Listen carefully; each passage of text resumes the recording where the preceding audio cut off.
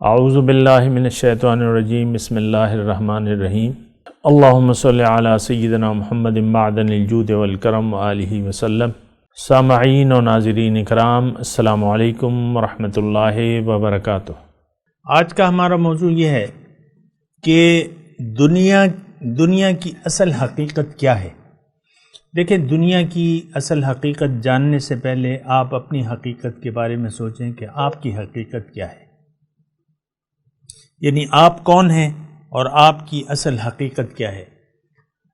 اس کا جواب یہ ہے کہ آپ وہ نہیں ہیں جو کہ نظر آ رہے ہیں، آپ کی حقیقت وہ ہے جو کہ نظر نہیں آ رہی۔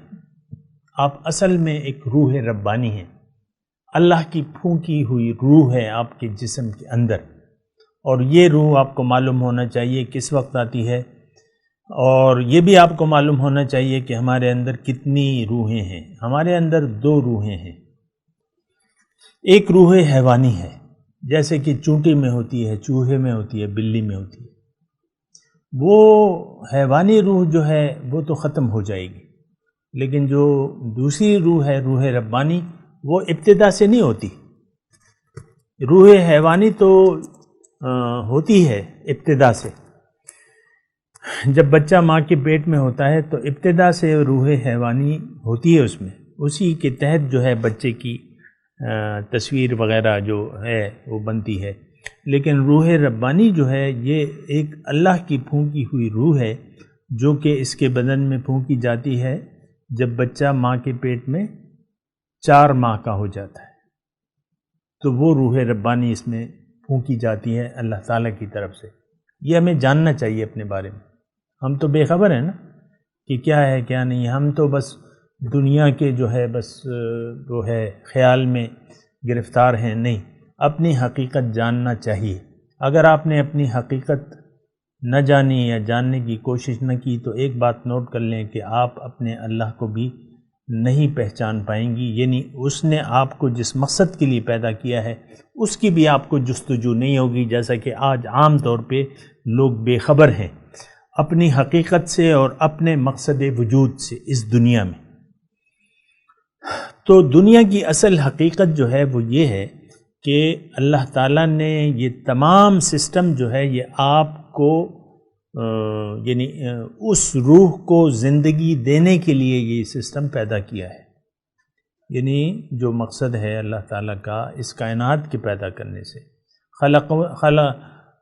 قرآن میں ہے نا ایسی آیت کہ خلق وَهُوَ الَّذِي خَلَقَكُم مَا فِي السَّمَاوَاتِ وَالْأَرْضِ جَمِيعًا، او کما قال، ایسی آیت ہے۔ اللہ تعالیٰ فرما رہا ہے کہ جو کچھ آسمان و زمین میں ہے وہ سب میں نے تمہارے لیے پیدا کیا۔ تو دنیا اب انسان کے رہنے کے لیے اللہ تعالیٰ نے بنائی ہے، یہ باقی کائنات اس کے تابع ہے۔ دنیا ہماری زندگی گزارنے کے لیے ایک جگہ ہے۔ اب ظاہری زندگی کے لیے آپ دیکھیں اللہ تعالیٰ نے کتنی کتنی نعمتیں ہمارے لیے بنائی ہیں۔ کھیرا نہ ہوتا تو گزارا ہو جاتا تھا، کھیرا، پودینہ نہ ہوتا تو ہم زندہ رہ سکتے ہیں، دھنیا نہ ہوتا، آم نہ ہوتے، کیلے نہ ہوتے، انگور نہ ہوتے، الوچے نہ ہوتے، آڑو نہ ہوتے، شلجم نہ ہوتے، یہ ساری چیزوں کے بغیر ہمارا گزارا ہو۔ لیکن آپ دیکھیں اللہ تعالیٰ نے ہمارے لیے کیا کیا نعمتیں پیدا کی ہیں، اور اتنی نعمتیں ہیں۔ اللہ تعالیٰ نے قرآن میں فرمایا کہ تم اگر گننا چاہو وہ نعمتیں اللہ کی تو تم گن نہیں سکتے۔ اب یہ سارا کام تو اللہ تعالیٰ کے لیے تو آسان تھا، اس نے کر دیا۔ آپ دیکھیں ہر موسم کے میوے ہیں اور ایک دوسرے سے مختلف ہیں۔ مالٹا جو ہے یہاں پاکستان میں سردی کے موسم میں آتا ہے، اور آم جو ہے وہ گرمی کے موسم میں ہے، اور اسی طرح آپ دیکھیں مختلف قسم کے میوے ہیں، ایک طویل اس کی فہرست ہے۔ لیکن یہ مقصود نہیں ہے کہ بس انسان کو میوے دیے جاؤ اور پھل دیے جاؤ اور یہ انواع و اقسام کی نعمتیں اور باقی اس سے کوئی پوچھ گچھ نہ ہو، یہ بات نہیں ہے۔ یہ ساری تو ہیں نعمتیں اللہ تعالیٰ نے بنائی ہیں، ہمارے لیے بنائی ہیں، ہم اسے استعمال بھی کر رہے ہیں۔ لیکن اصل حقیقت اس کی یہ ہے کہ یہاں اللہ تعالیٰ آپ کو ایک بلند مقام دینا چاہتا ہے۔ وہ مقام کیا ہے؟ رب کی ملاقات، اللہ سے ملاقات اور اللہ کا دیدار، اللہ کی معرفت، اللہ کا قرب، یہ ساری نعمتیں اللہ تعالی ہمیں دینا چاہتا ہے، اور ان نعمتوں کا آپ اندازہ نہیں لگا سکتے، یعنی ان کی شان اور اونچائی کے بارے میں کہ یہ کتنی بڑی نعمت ہے، کوئی اندازہ اس لیے آپ نہیں لگا سکتے کہ جس ذات سے آپ کی ملاقات طے ہے دنیا اور آخرت میں، تو وہ تو آپ کے وہم و گمان سے بالا ہے، یعنی اس کی شان، اس کی قدرت، اس کی بڑائی ہمارے ذہن و گمان سے بالا ہے۔ وہ ذات ہمیں اپنے پاس بلا رہی ہے کہ تم آؤ، میری پاس آؤ، میرے راستے پر چل کر آؤ، اور میں تمہیں بتاؤں گا اپنا راستہ، میں تمہیں بتاؤں گا، اور اس پہ چلنے کا طریقہ میرے رسول تمہیں بتائیں گے، اور تم نے مجھے منزل بنا کے رسول کے راستے اور ان کے طریقے کے مطابق زندگی گزار دو تو مجھ تک تم پہنچ جاؤ گے۔ اب افسوس کی بات یہ ہے کہ ہم نے دنیا کو، یعنی جس مقصد کے لیے اللہ تعالیٰ نے ہمیں دنیا بھجوایا ہے، ہم نے اس مٹی کو اپنا مقصد بنا لیا ہے۔ یہ سب کچھ جو ہے اس کی بنیاد کیا ہے؟ یہ تو مٹی ہے، اگر سونا چاندی ہے یا جو کچھ بھی ہے، اس کی بنیاد مٹیریل ہے۔ مٹیریل کو اس لیے اللہ تعالیٰ نے دیا ہے، دنیا کیا ہے؟ مٹیریل ہے، مادہ ہے، تو اس کو آپ کو اللہ تعالیٰ نے اس لیے دیا ہے کہ آپ یعنی اس کو استعمال کرو اور مجھ تک پہنچ جاؤ، یعنی میرے لیے تم اس دنیا کو استعمال کرو، میرے لیے تم اس دنیا میں زندگی گزارو اور سب کچھ میرے لیے کرو۔ وہ ایک آیت ہے نا کہ ان صلاتی و نسکی و محیای و مماتی للہ رب العالمین۔ مومن کی شان یہ ہے کہ وہ یہ کہہ دے اپنے قول اور عمل سے کہ میری تمام زندگی، میری قربانیاں، میری زندگی، میری موت اللہ کے لیے ہے جو کہ رب العالمین ہے۔ لیکن عام طور پہ آپ دیکھ لیں، ہم نے زندگی کو ایک کھیل تماشا سمجھ لیا ہے، انجوائمنٹ، انجوائے کرو یار۔ ایسا کبھی سنا ہے آپ نے؟ ایک آدمی کو آپ افسردہ دیکھتے ہیں تو اس کو کبھی لطیفے سنانے لگتے ہیں، کسی افسردہ کوئی آپ کی سہیلی یا دوست ہوتا ہے تو آپ وہ کہتے ہیں یار چلو لطیفے سناتے ہیں ایک دوسرے کو، اور پھر لطیفے سنانے شروع ہو جاتے ہیں۔ اور تو یہ دیکھیں عام طور پہ ہمارا جو رہنے کا انداز ہے وہ یہ ہے، اور جب وہ سہیلی یا دوست پھر بھی راضی نہیں ہوتا، خوش نہیں ہوتا، ہنستا نہیں ہے، تو ہم کہتے ہیں یار کیا ہو گیا تم، انجوائے کرو۔ اور پھر انجوائے کے لیے ہو سکتا ہے آپ ایک پارٹی بھی بنا لیں کہ چلو کھانے کا پروگرام بناتے ہیں، چلو دریائے سوات کے کنارے پہ بیٹھ کے کھانا کھاتے ہیں، یا کنڈ میں جا کے جو ہے وہ ایک پارٹی بنا لیتے ہیں، ہوتی ہے نا پارٹیاں۔